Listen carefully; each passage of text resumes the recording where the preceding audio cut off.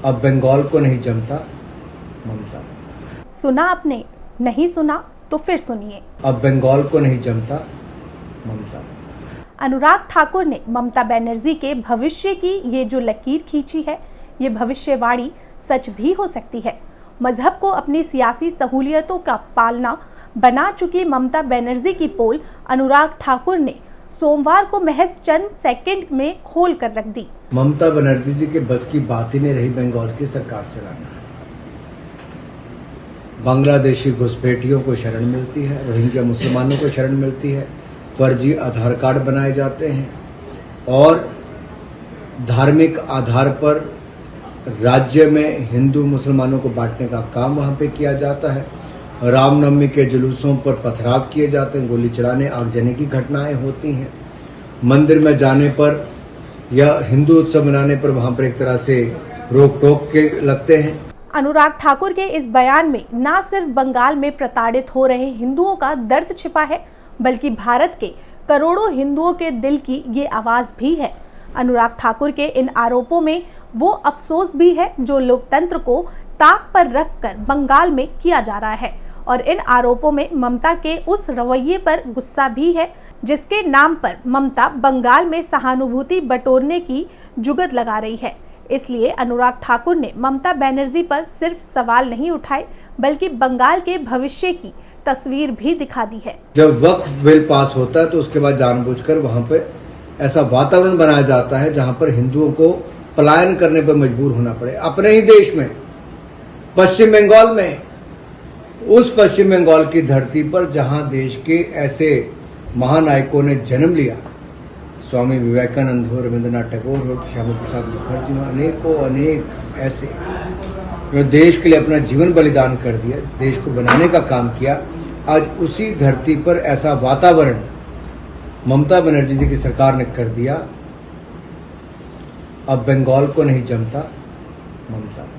अनुराग ठाकुर के आरोप ममता के सियासी जमीन की हकीकत को बखूबी बयां कर रहे हैं, क्योंकि अनुराग ठाकुर के इन आरोपों की बुनियाद वो हकीकत है जिसके दहशत की दास्तान से न सिर्फ बंगाल के हिंदू सहमे हुए हैं, बल्कि पूरे देश में एक अलग ही माहौल बना हुआ है, जिसके चलते ममता बनर्जी पर एक तरफा राजनीति करने के आरोप लग रहे हैं। हालांकि इसके पीछे आधार भी है। आधार खुद चुनाव के नतीजे और इन नतीजों में टीएमसी के लिए छिपा मुस्लिम प्रेम है। चलिए आपको इन आंकड़ों से समझाते हैं। ममता की एक तरफा सियासत, जानिए हकीकत। पश्चिम बंगाल की कुल आबादी में मुस्लिम समुदाय अनुमानित 30% है। मुस्लिम का वोटिंग पैटर्न देखें तो मुस्लिम वर्ग के बीच टीएमसी की पकड़ चुनाव दर चुनाव मजबूत हुई है। Centre for studies of social development के मुताबिक 2006 के विधानसभा चुनाव में टीएमसी को 22% मुस्लिम वोट मिले थे। 2011 के चुनाव में 35% मुस्लिम वोट टीएमसी को मिले थे। 2014 के लोकसभा चुनाव में 40% मुस्लिम वोट टीएमसी को मिले। 2016 के विधानसभा चुनाव में 55% मुस्लिम वोट टीएमसी को मिले। फिर 2019 के लोकसभा चुनाव में 70% मुस्लिम वोट टीएमसी को मिले और 2021 के विधानसभा चुनाव में 75% मुस्लिम का समर्थन ममता बनर्जी के पार्टी को मिला था। अब आप खुद सोचिए, जिस बंगाल में मुस्लिम आबादी एक तरफा टीएमसी को वोट कर रहा हो, जब ये वोट बैंक टीएमसी के हाथों से फिसलता हुआ दिखेगा तो क्या टीएमसी ये आसानी से होने देगी? बीजेपी यही कह रही है और इसलिए टीएमसी ने वक्फ के मुद्दे पर मुसलमानों को भड़काने का काम किया, जिससे दंगे भड़के और इससे ममता बनर्जी अपने आप को मुस्लिमों की मसीहा दिखाने लगी हैं। इसकी पोल अनुराग ठाकुर ने खोलकर रख दी है। मुर्शिदाबाद में जो घट रहा है वो लोकतंत्र के शर्मसार की घटना है। ऐसी कौन सी मजबूरी है कि धार्मिक उन्माद का खेल खेलना जरूरी है? क्या सत्ता में रहने के लिए एक के बाद दूसरे की हत्या करवानी जरूरी है? न जाने कितनी मांगे सिंदूर से खाली हो गई।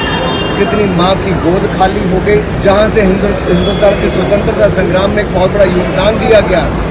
आज उस स्वतंत्रता सेनानी भी सोचते होंगे कि किसकी सरकार बनी है जो अपनी सत्ता के लिए आज अपने ही देश में हिंदुओं को पलायन करने के लिए मजबूर करती है।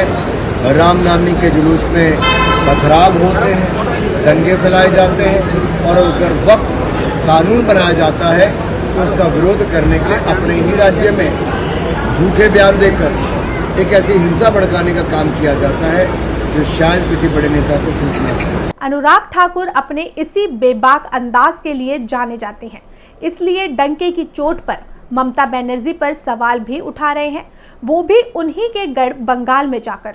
बंगाल में विधानसभा के चुनाव होने वाले हैं, इसीलिए मुर्शिदाबाद में हुई हिंसा को सियासी बताया जा रहा है। लेकिन सवाल ये है कि क्यों? तो चलिए इसका जवाब भी आपको देते हैं। मुर्शिदाबाद हिंसा सियासत के पीछे क्या है सच? 2021 के विधानसभा चुनाव में टीएमसी को मुर्शिदाबाद की 22 में से 20 सीटों पर जीत मिली थी, जबकि मुर्शिदाबाद खुद एक मुस्लिम बहुल विधानसभा सीट है, जहां कुल आबादी में करीब 75.09% मुस्लिम समुदाय के लोग हैं। वहीं यहां हिंदू आबादी करीब 23.89% है। 2021 के विधानसभा चुनाव में यहां से बीजेपी के गौरी शंकर घोष ने चुनाव जीता था। माना जा रहा है कि आने वाले चुनाव को देखते हुए टीएमसी इस पर अपनी पकड़ बनाना चाहती है। अब शायद आपको इस हिंसा के पीछे की सियासी कोशिश नजर आ रही होगी और बीजेपी इसी आधार पर ममता बनर्जी को कटघरे में खड़ा कर रही है। अनुराग ठाकुर सोमवार की शाम कोलकाता पहुंचे, जहां से ममता बनर्जी के सियासत पर कड़ा हमला बोला। Bureau report, prime news.